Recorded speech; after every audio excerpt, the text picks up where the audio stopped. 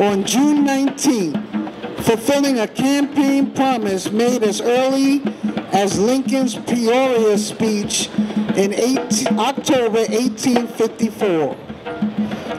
The Civil War was less than a year with Congress when Lincoln's approval emancipated the slaves of D.C. on April 16, 1862. June 19, 1862, slavery outlawed in the U.S. territories. Lincoln believed in the domino theory that the dominoes would fall gradually and end slavery. However, acceptance of emancipation was truly a military act to recruit colored soldiers in the U.S. territories.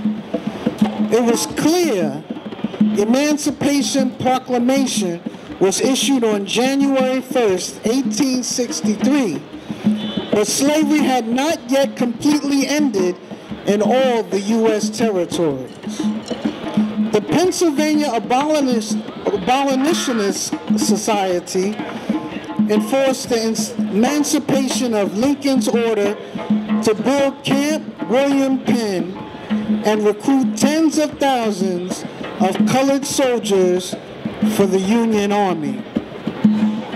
June 19, 1863, orders to authorize the formation of the USCT by the War Department happened.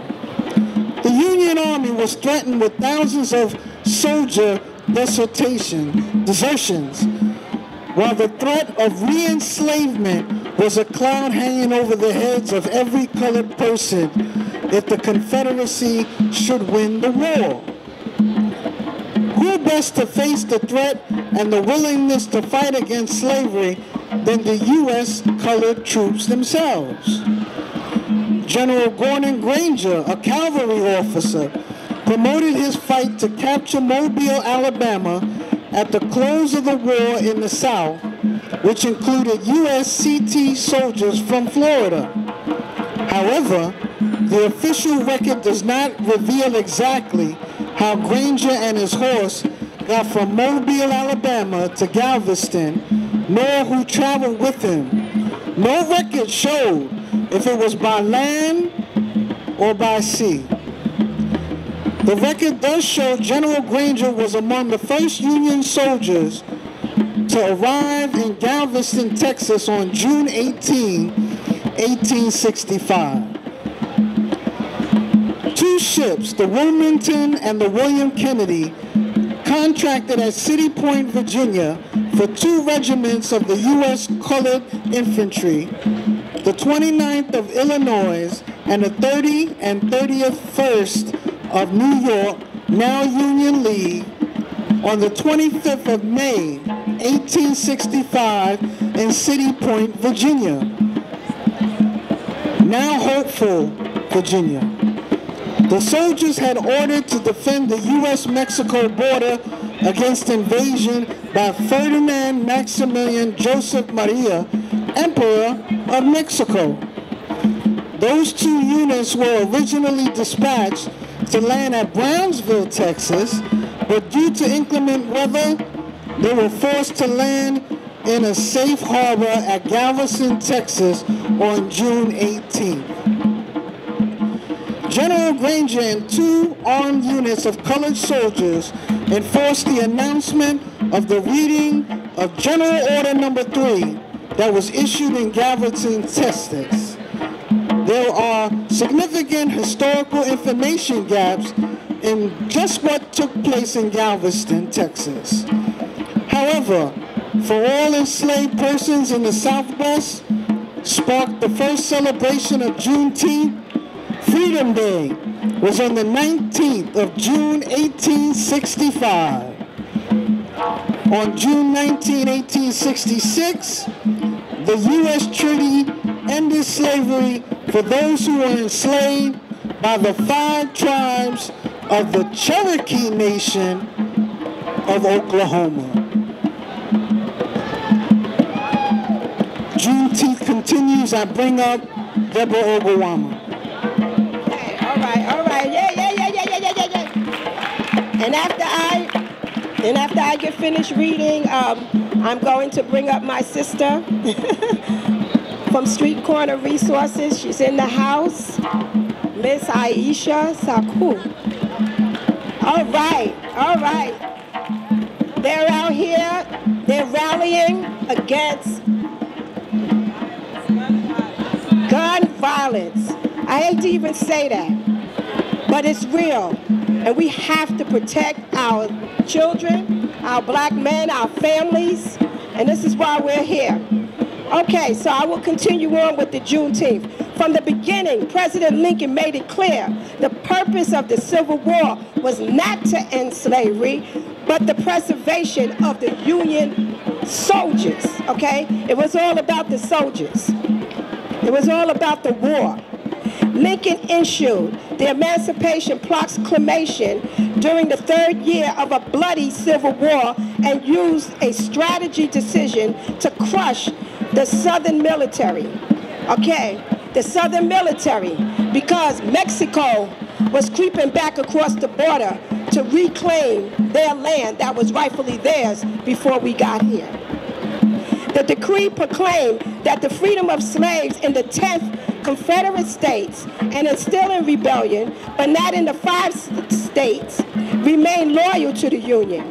As the Southern states' battles were won, the slaves were set free. Soldiers were also captured and murdered, while plantation owners ignored the order to keep free labor. We all know that story. The Civil War had ended in April, and yet in Texas, by June 1865, there was still an estimate of over 250,000 enslaved colored persons, okay? Because again, the other slaves, they were in Oklahoma, and they were on Indian reservations. They was also enslaved. So now I'm going to call to the podium if she's ready. If you're ready, is she ready? Are you always ready? Okay. And I'm honored to have her and her people to come out and always support everything that Creating Unity in the Community does. Okay, Queen.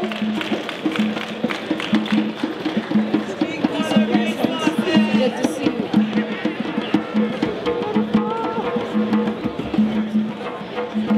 Peace and blessings, Peace and blessings, family. How's everybody doing?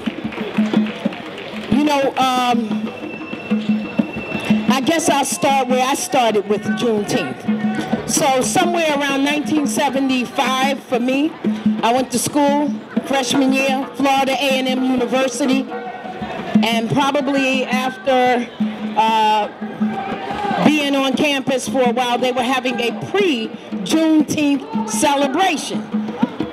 And the brother that took me there later became my husband, but his family in the backwoods of Tallahassee, Florida, had all of the land in the back, which is now prime real estate.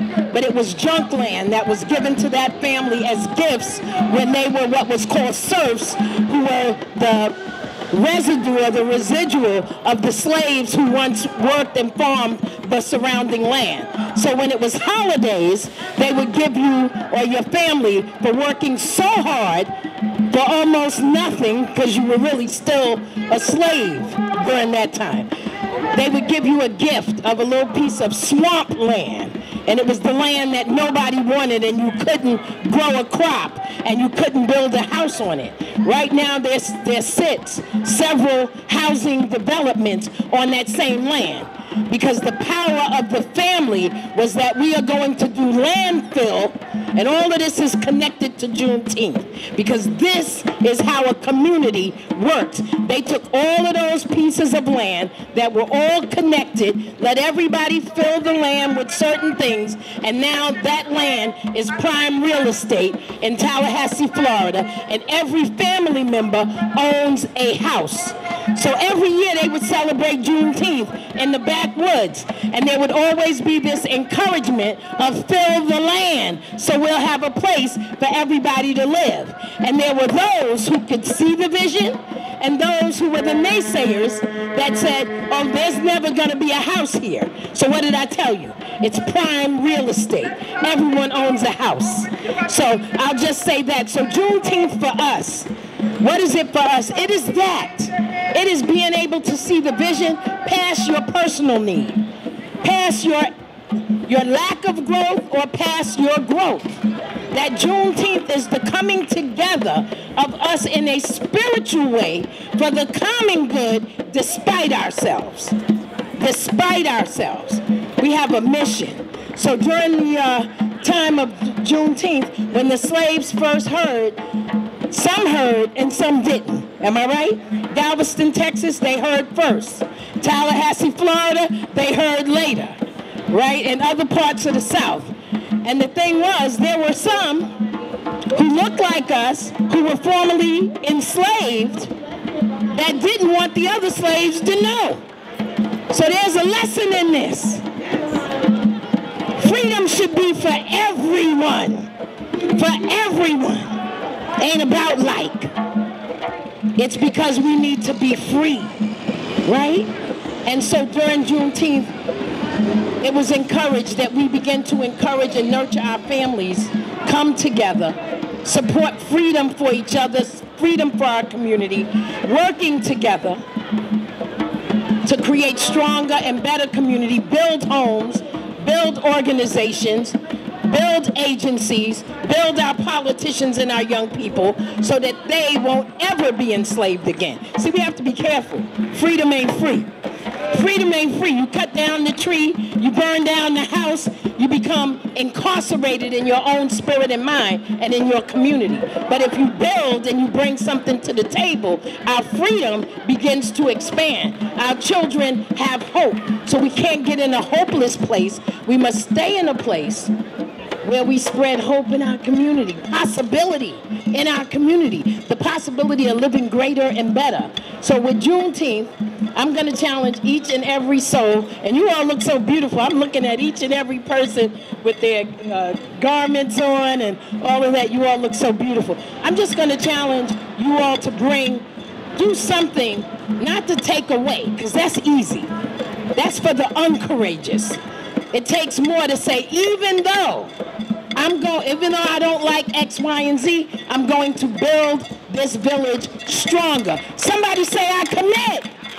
I commit. I commit to building my community stronger, starting right now. This kickoff is the kickoff to turn around and do it different than you ever have done. Thank you, family. I'm Aisha Sekou. I'm your sister.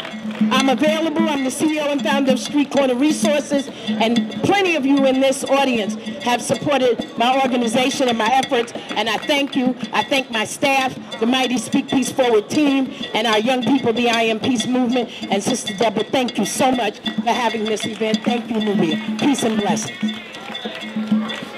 Give her a welcome. Round of applause, Ms. Aisha Sekou. What is General Order Number 3 by Dennis James? Is Dennis James in the audience? You don't want to read? The people of Texas are informed that in accordance with the proclamation from the Executive Order of the United States that all slaves are free. This involves an absolute equality of personal rights and rights of property between former slave masters and slaves, and the connection heretofore existing between them becomes that between employer and hired labor. The freedmen are advised to remain at their present homes and work for wages. they are informed that they will not be allowed to collect at military posts and that they will not be supported in idleness either there or elsewhere. Now I'm going to read to you the actual proclamation. Whereas, on the 22nd day of September, in the year of our Lord, 1862, a proclamation was issued by the President of the United States containing, amongst other things, the following, to wit, that on the first day of January in the year of our Lord, 1863, all persons held as slaves within any state or designated part of a state, the people whereof shall be in rebellion against the United States, shall be thenceforward and forever free, and the executive government of the United States, including the military and naval authority thereof, will recognize and maintain the freedom of such persons, and will do no act or acts to repress any such persons or any of them in any efforts that they make for their actual freedom. That the executive will on the first day of January, aforesaid, by proclamation, designate the states and parts of the United States in which the people thereof respectively shall then be in rebellion against the United States. And the fact that any state or the people thereof shall be on that day in good faith represented in the Congress of the United States by members chosen thereto at elections wherein a majority of the qualified voters of such state shall have participated, shall in the absence of strong countervailing testimony be deemed conclusive evidence that such state and the people thereof are not then in rebellion against the United States. Now, therefore, I, Abraham Lincoln, President of the United States, by virtue of the power in me vested as Commander-in-Chief of the Army and Navy of the United States, in time of actual armed rebellion against the authority and government of the United States, and as a fit and necessary war measure for suppressing said rebellion, due on this first day of January, in the year of our Lord, 1863, and in accordance with my purpose, so do publicly proclaim for the full period of 100 days from the day first above mentioned, order and designate as the states and parts of states wherein thereof respectively are in this day rebellion against the United States, the following, to wit, Arkansas,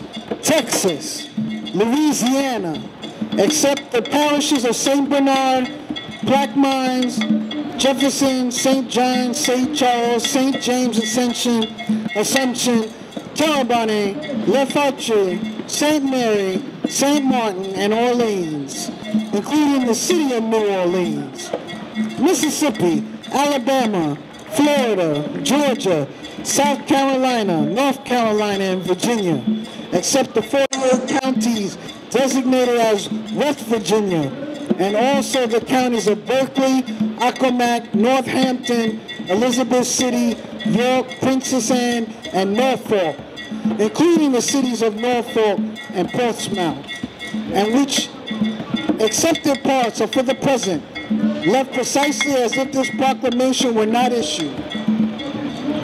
And by virtue of the power and for the purpose aforesaid, I do order and declare that all persons held as slaves within said designated states and parts of states are and henceforth shall be free, and that the executive government of the United States, including the military and naval authorities thereof, will recognize and maintain the freedom of said persons. And I hereby enjoin upon the people so declared to be free, to abstain from all violence, unless in necessary self-defense. And I recommend to them that in all cases when allowed, they labor faithfully for reasonable wages. And I further declare and make known that such persons of suitable condition will be received into the armed service of the United States to garrison forts, positions, stations, and other places, and to main vessels of all sorts in said service. And upon this act, believed to be an act of justice, warranted by the Constitution, upon military necessity, I invoke the considerate judgment of mankind and the gracious favor of Almighty God. In witness thereof, I have hereunto set my hand and caused the seal of the United States. Right now, okay. Okay. Excellent. That is the proclamation. And I'm going to call up the next brother with the purple on. And he is going to read. After the proclamation was ordered and issued, it was about the 12 freedoms gained. Did we really gain these freedoms? When you hear them, ask yourself, did we really gain these freedoms?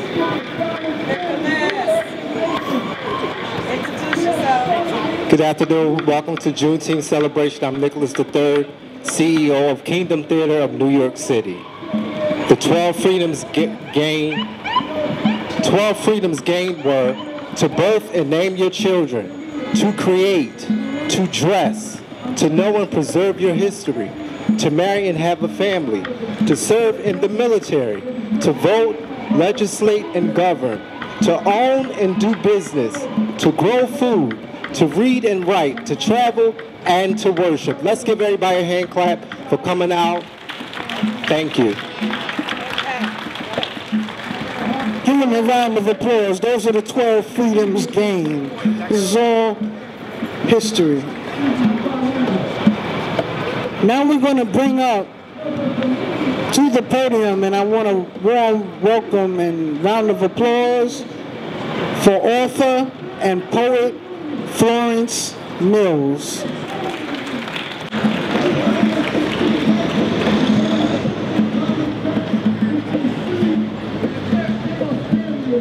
Hello everyone, my name is Florence Mills, and it gives me great honor to be here with Deborah Grumar. This is the third year she's invited me to this Juneteenth event. So Juneteenth is a realization allowed the proclamation legislation of the war of rebellion, the 13th and 14th and 15th Amendment and tradition since 1866. The event followed by the treaty that allowed 50 to 100 all-black towns to evolve into Black Wall Street, and the first 5 black millionaires in America. However, the Emancipation Proclamation followed by the period of Reconstruction enforced black codes and Jim Crow laws. Juneteenth celebration declined in the early 20th century. The Depression also forced many blacks off their farms and into the cities where employers were less eager to grant time off to celebrate Juneteenth. The resurgence of Juneteenth celebration gained support on June 19, 1964, when the Civil Rights Act of 1964 was approved by the U.S. Senate 73 and 27 after surviving a lengthy filibuster to improve equality under the law. One of the oldest Juneteenth celebrations in the northern state were taking place in Syracuse, New York, by those returning soldiers, and these celebrations inspired Syracuse, New York native Dr. Robert Starling Pritchard in 1965.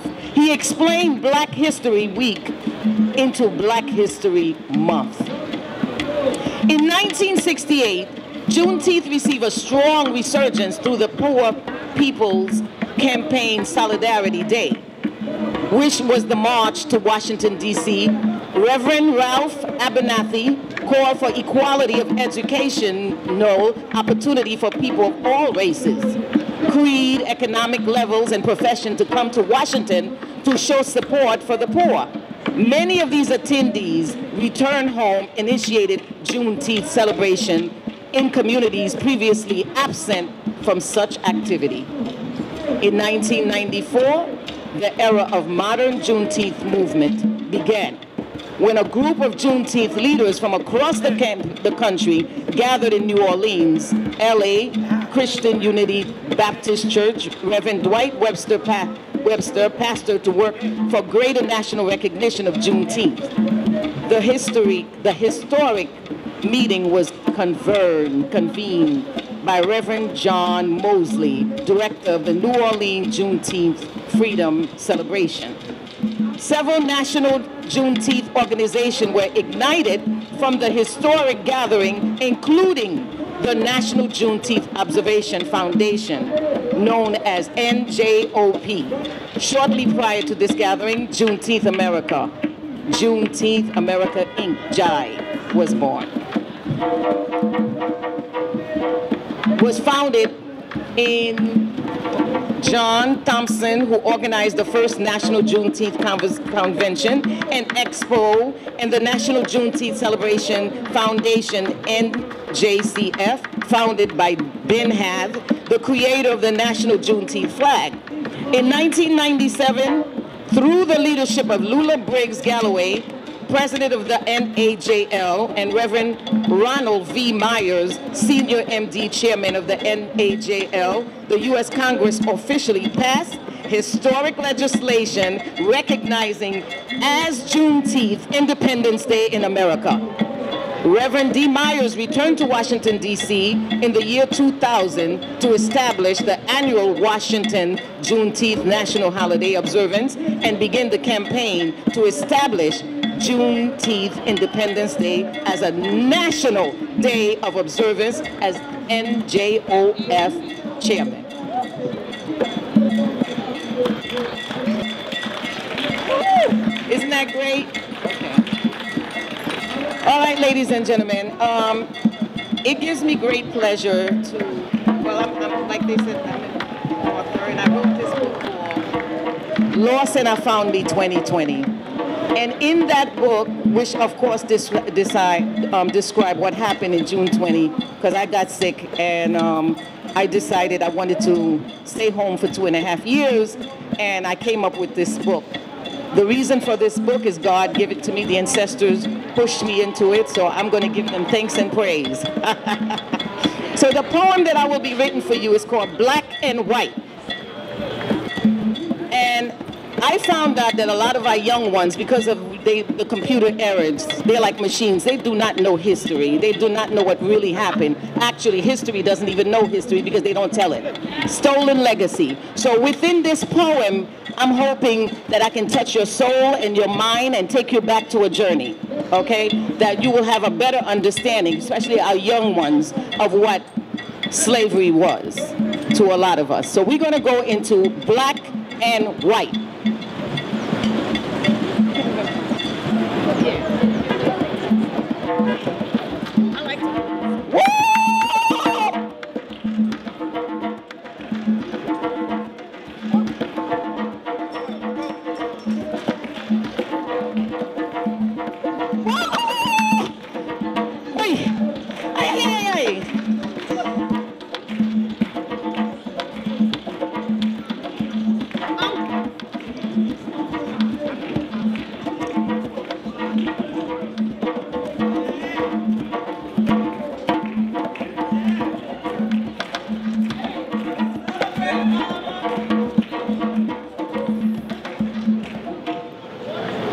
Oh my God, that feels good. I felt like the ancestors were calling me. I'm caught up in a web of lies that many of us are caught up in. It is so deep that now I can't see. Well, I lost my ability to see color. It is a condition. It is a condition. It is a condition that affects a lot of us. But we live in denial. I won't live like that. I face the truth. I want to face the truth of my existence. I've gone to the doctor. They can't find the reason for my color blindness. As the doctor said, there's nothing wrong with me, with my eyesight. But I still can't see. I see everything black and white. As I try to focus on seeing color, it gets worse. I'm seeing black and white. In my color blindness, I'm finding it hard to stay alive. I've used all my other senses to stay alive. As my other senses are sharp, it will lead me to the truth. It goes like this. I ascertain the situation, since I can only see black and white, that the rich doesn't want to get to understand the poor, because if they did, they would have to share. They need for more money brings them power and respect. To seize another property, to obtain more land, become the norm. So they invent a weapon not known to many, like a volcanic explosion, to subdue their conquest. They invent a foreign weapon not known to many, to subdue their conquest. Unsuspected to civilization, to seize another one's possession and call it your own. Now I'm seeing black and white, a community well established, where everyone knows their place, full of gold, diamonds, and copper, land fertile and green, the sunshine where the god and the goddesses were born, the Nubian people. Like melanin, called melanated people, live of laughter and care, where everyone knows their place, respect each other, as such is the way of the people. Nothing is to remain that way, as my vision getting foggier, for me to lose total control of my eyesight, where I am reduced to black and white.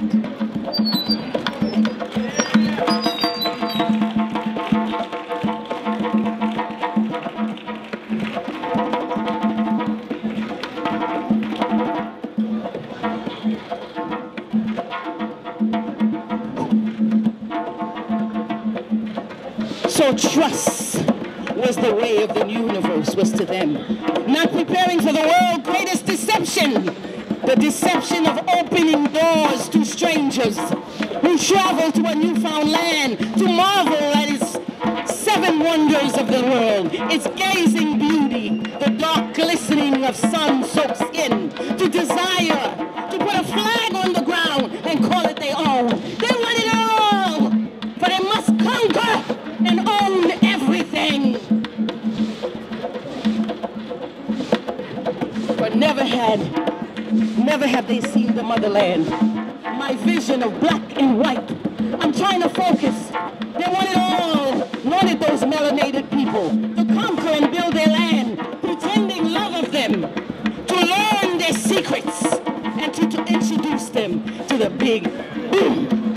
The lies, the greatest of mankind, the lust of money. So they beat them and they strip them naked.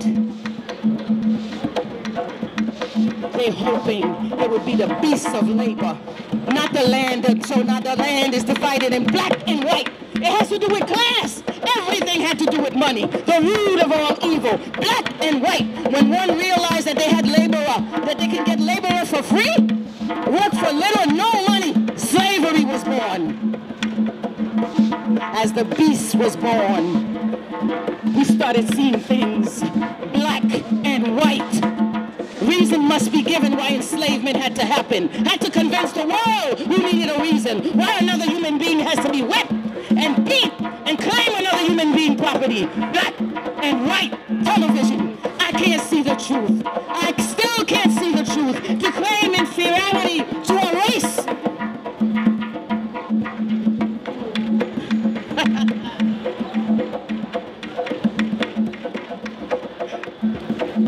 So that color was used. Black became a curse. Black became free labor. Black became free sex. Black became a curse. Painful to use. A whip to forget where you come from or your name. The lie covered the universe. No one dared to admit that it was greed, covetousness, jealousy, and envy that covered all decisions. As human being with heart of stone, and a soul of stone. As the lies continue to perpetrate the world, as the captured was descendant of kings and queens, yet stripped of their crown to mere rags and split apart and sell off wives and children, stripped them of their rights as human beings. Melanated leaders fought hard, piercing data born of DNA, remembering a faraway land, a happy community. Their aim was to remind the people of the greatness of their people. So they fought back. Rage, war rages, and continue to rage. Continue to rage. Harriet Tubman fought.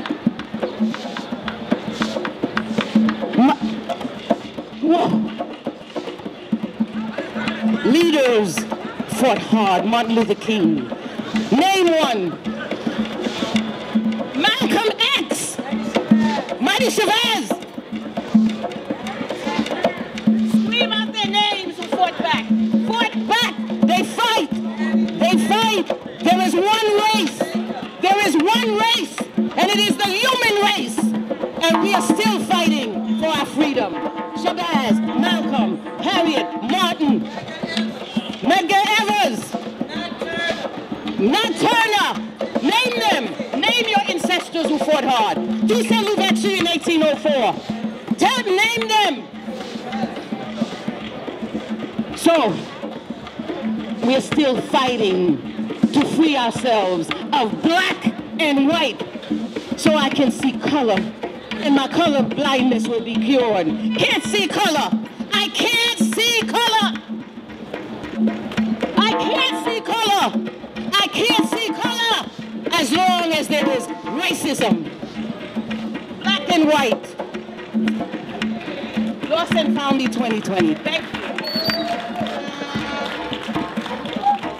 Give her a round of applause. Black and white.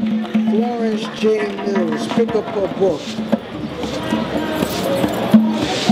Now, to bring you on the presentation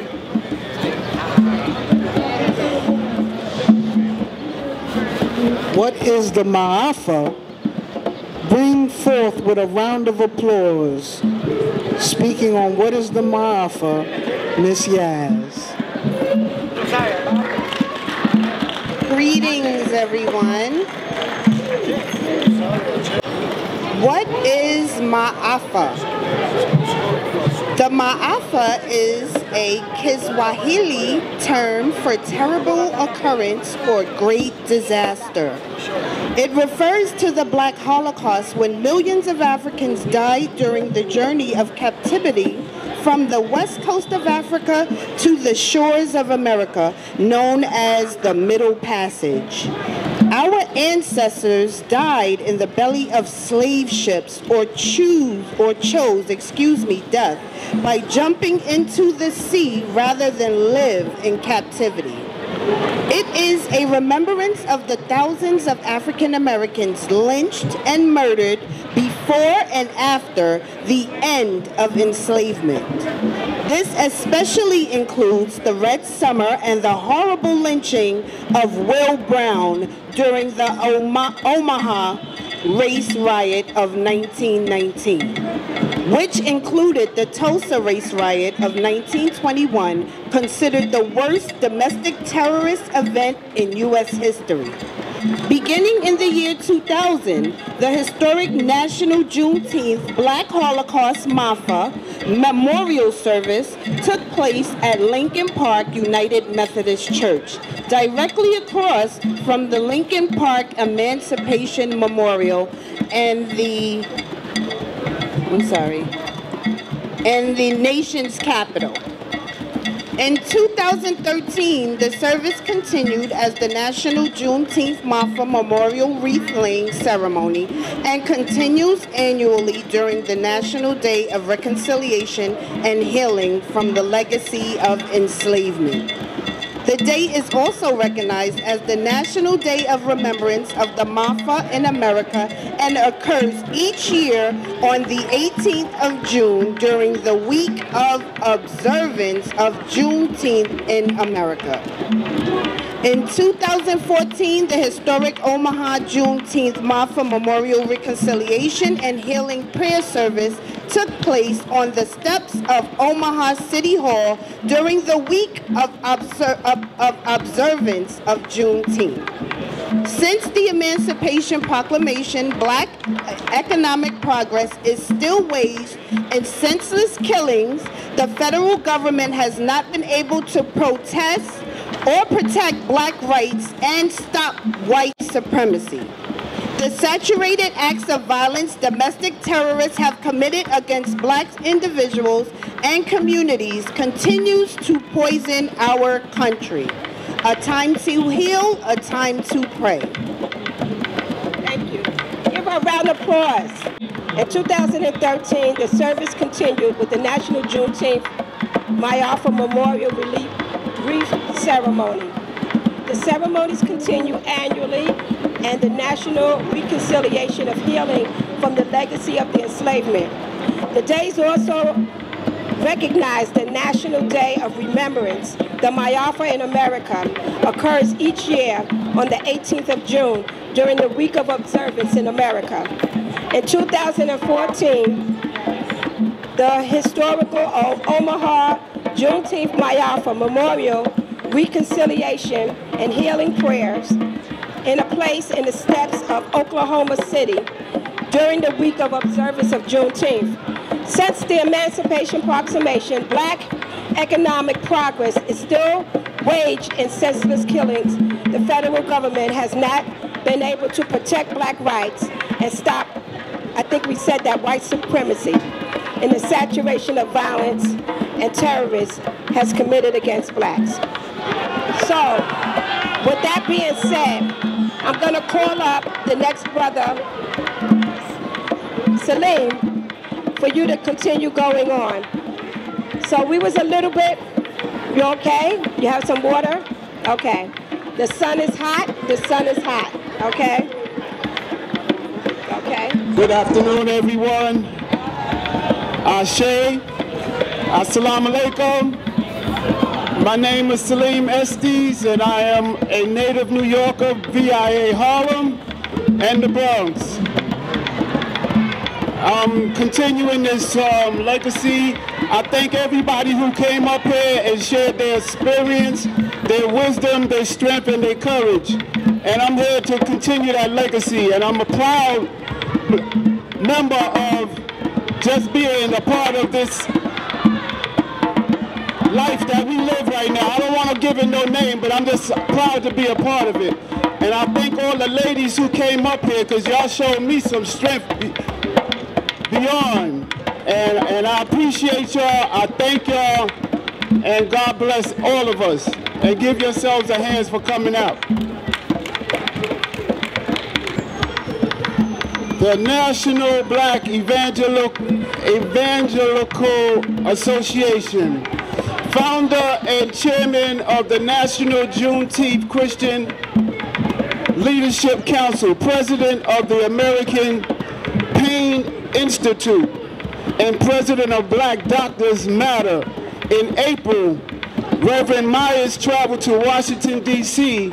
to lead the White Coat protest in support of pain patients Advocacy Week. He also was a panelist at the conventional briefing on chronic pain.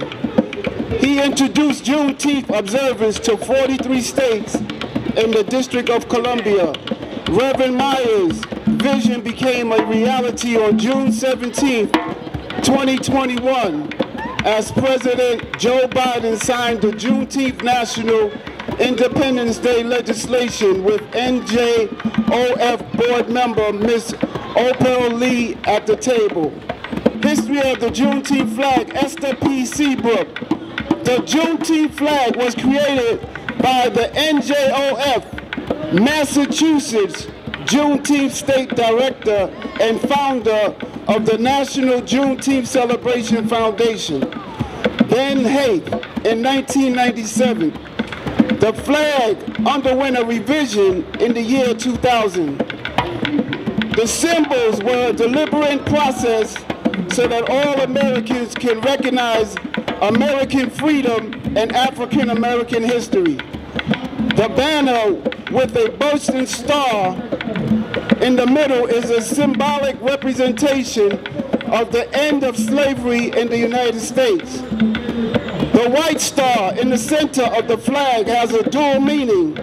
It represents Texas, the Lone Star State that goes beyond representing the freedom of African Americans in all 50 states. The bursting outline around the star is inspired by a nova, a term that astronomers use to mean a new star. The arc 24, the curve that extends across the width of the flag, represents a new horizon. The opportunities and promises that lay ahead for African Americans. The red, the white, and blue represent the American flag, a reminder that enslaved African Americans and their descendants were and are Americans. The flag revised in 2007 to include the date June 19, 1865, commemorating enslaved African Americans in Galveston, Texas, to learn about the Emancipation Proclamation. Haith says this country has so many aspects to it that are spiritual. Believe this flag is of that nature.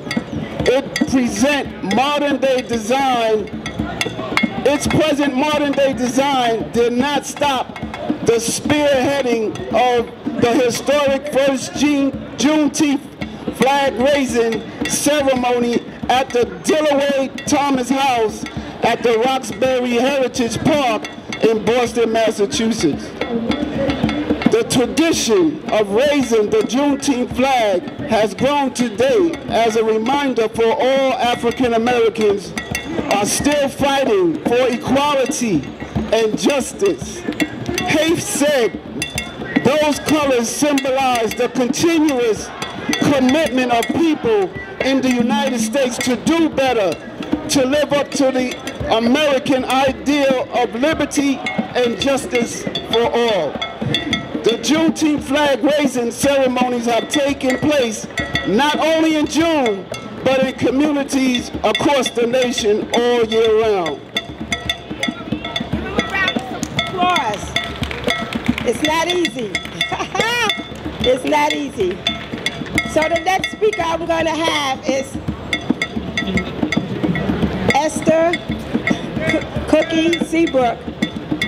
And you can also speak a little bit about your organization. I know you retired, but your organization is still very much so significant. And then you can read some of the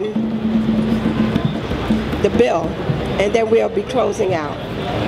Thank you. Good afternoon, everyone.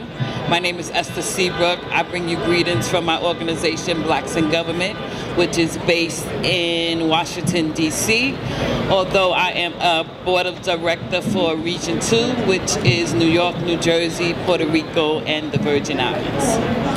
I will be bringing to you the bill, the history of the bill, S475. The history of H.R. 1320 and Senate Bill S475. On June 19, 1936, Juneteenth became the official day celebration in the Texas State Fair. 1979, Texas House Bill 16 was approved to hold the first observance recognition. North and South Dakota and Hawaii do not acknowledge Juneteenth observance bill.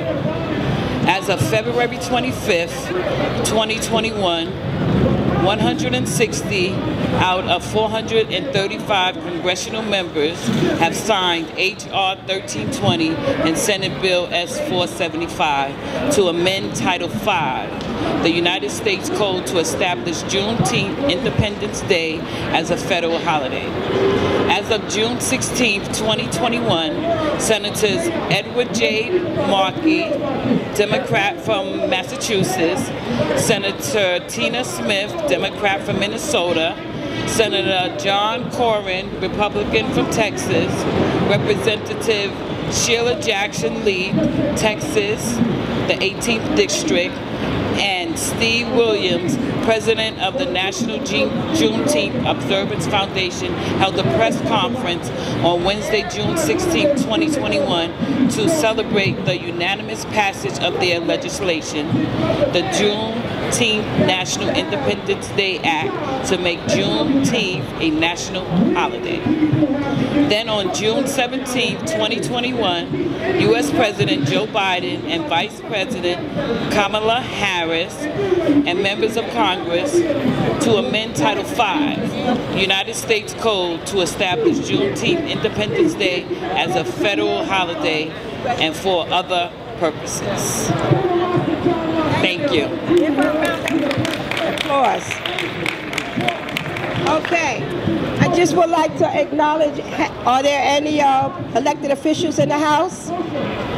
Yes, no, they all left? Okay, so now we're coming to a close of the program.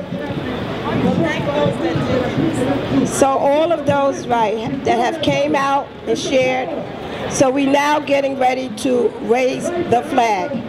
So without further ado, we will have Miss Kelly.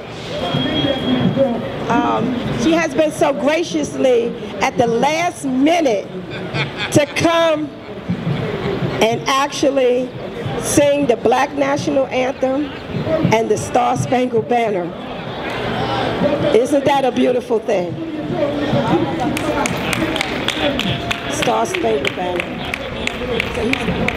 We have built this land up, and so we can sing these words and own them because this is our country too. Yes, along with the people, the native people who were here when we arrived, this is our country too. So, oh, say, can you see by the dawn's early light what so proudly we held at the twilight's last gleaming, whose broad stripes and bright stars through the perilous fight o'er the ramparts we watched were so gallantly streaming, and the rockets' red glare, the bombs bursting in air, gave proof through the night that our flag was still there. Oh, say, does that star-spangled banner yet wave over the land of the free and the home of the brave? Thank you. Thank you.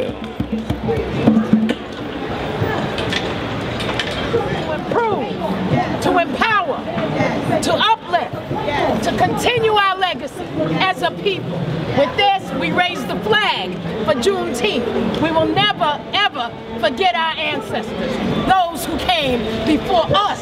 So we continue the work in every facet of our community. Sister Deborah, we love you. We appreciate you. We raise this flag for Juneteenth and in your honor, in honor of the entire crisis management system that is in the community, helping to save lives. We raise this flag for Juneteenth, for every single soul that gets out in the street and fight for freedom and justice and fairness, for our brothers who are incarcerated and in cages. We raise this flag for them and say we love you too. We are waiting for you to return.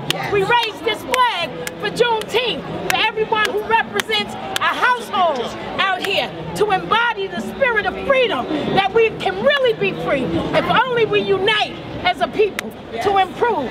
We raised this flag for our grandmothers, for my mother, for everybody else's mother and grandmother and great-grandmother that fought for freedom. We raised this flag for Juneteenth. We raised it in love and in the spirit. And with that, the flag for Juneteenth is raised. We love our community. Somebody say we love our community. Love our community. We are free. We are free. We will create freedom. Right? We have to act free. That's right. Take over your community. Don't wait for anyone else. We are free. Take back your community. Take back our children. Raise our children. Just like this flag. With that I say, family, I challenge you to go into the community in the spirit of Juneteenth, in the spirit of our ancestors who lost life on this side and before they crossed the water. We stand with them in that spirit to create something better. Peace and blessings. I'm Sister Aisha Sekou. I appreciate you, Deborah. Together we win as a community.